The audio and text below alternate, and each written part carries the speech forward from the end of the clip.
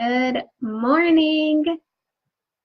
It is the second day of 2019, which is crazy. I just wanted to quickly hop on live and talk a little bit about setting financial goals and really moving into the year with intention. And if you were in the 2019 Financial Goal Planning Challenge, you'll already know a lot of this, but just in case you weren't, I want to recap the most important points because we are now in day 2 of 2019, and if tradition holds true, you should be working towards your goals as of yesterday. So let's just make sure you're setting the right financial goals. So first and foremost, why is setting financial goals so important? Well, in case you didn't know this, studies have been done. People with goals are 10 times more successful in life than people who don't set any goals at all.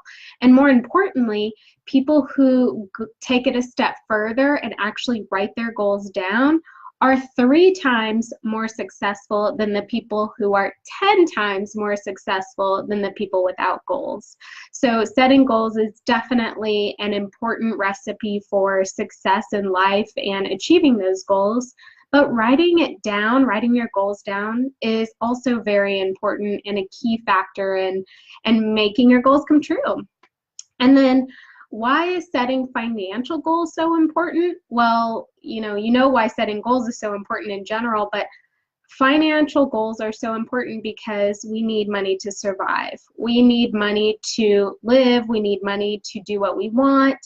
And if money is a necessity in life, you would want to make it a point to always be better with your money and your finances. So that's why setting financial goals is so important, because you always should be working towards that next level. So maybe you don't really know where to start with your money goals. There are a few top financial priorities that everyone should be focused on.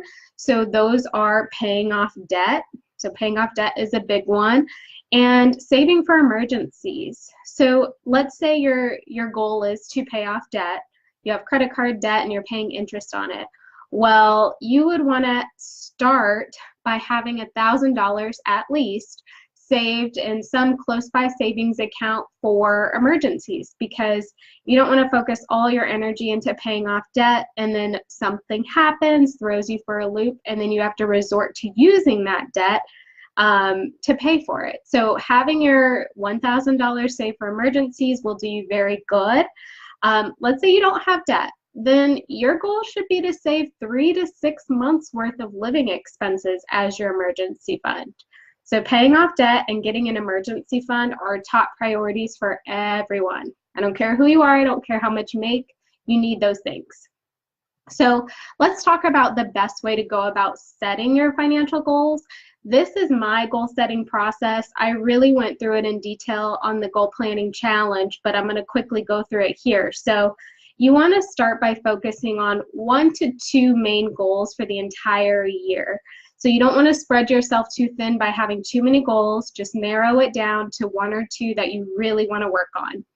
And then you want to break those 1 to 2 annual goals, right? It's your goal for the entire year, into 90-day or quarterly milestones. So what savings targets do you need to hit in quarter 1, 2, 3, and 4 so that by the end of quarter 4 you reach your entire goal? So you want to break it down into those quarterly milestones, and then take it a step further and break those quarterly milestones down into weekly, bi-weekly, or monthly tasks and things you can do to help reach your goal. So quick example, let's say your goal is to save $12,000 for the entire year. Well, that would mean $3,000 a quarter, right? Because there are 4 quarters in a year, and that would mean $1,000 a month. So you've pretty much broken it down to your monthly goal amount. Now, what can you do every week, every other week to reach that $1,000 savings goal per month? So you can stop going out to eat, you can get a part-time job. You just want to identify those things that are going to make it easier for you to actually reach your goal. And then you want to use your budget to help you reach those goals. So if you know you need to save $1,000 a month, Well, look at your budget and identify first what can be cut back to help you reach that goal.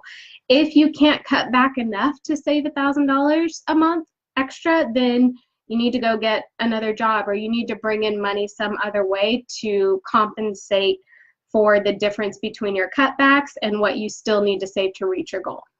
So definitely use your budget to help you plan your goals out, and then put systems in place to make reaching your goals easier. There are plenty of apps, tracking spreadsheets, bank account services that you can use to help you save more. I personally love Digit. It pretty much links to your active checking account and uses some funky algorithm to see how much you can, afford to move to your Digit account. And we're talking small numbers here. I'm talking cents, pennies. So, but it adds up. And if you're not going to use it and you're not touching it, and the algorithm knows that you still have enough to get your priorities covered, just an extra way to save that doesn't require you to do anything. So I definitely recommend that. So that's my goal setting process in a quick nutshell. Let's talk about moving into 2019 with intention. This kind of came to me. I was watching some entrepreneurial videos, and there was something in that video about fear and being afraid of failing, or being afraid of what life is going to be like getting to the next level, because you don't really know what that next level looks like. And when you don't know what it looks like, the growth is uncomfortable because you don't know what to expect. You're not in control. And that is me to a T. I think I'm afraid of the unknown. I'm afraid of not being in control. So I have to release that fear and continue to move forward so that I can reach my goals. Because the reality is, your next level, you've never been there. So you don't know what it really takes to get there. You don't know how it's going to feel, what it's going to look like. You just have to have confidence in yourself and what you're trying to do, so that when you do get there, hey, now you're at a new level, and then you go to the next one. So if you have a fear of failing, or not knowing what to do, or unsure of what life will look like, release it. Release that fear. I'm right there with you. I'm releasing it too. And let's get to the next level. Let's be great. Another way you can move into 2019 with intention is writing your goals down. As I said, writing your goals down makes them much more likely to be achieved. So break out a notebook and get to writing. Another thing you can do is think about your goals on a daily basis. So if your goal is to take an exotic vacation, put your iPhone or cell phone wallpaper as the destination, the wallpaper background. Like, let it be a nice island, so you can always remember, okay, I am saving for this dream vacation. I see it every day.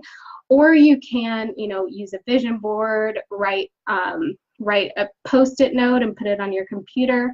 You just want to keep your goals front and center on a daily basis, so that your financial decisions are a reflection of those goals, right? So if you're trying to save X amount every month and you see your goal right there, but you want a Starbucks coffee so bad, at least if you see your goal, you can say, okay, getting that Starbucks really isn't worth it. The goal is worth it, so let me stay strong.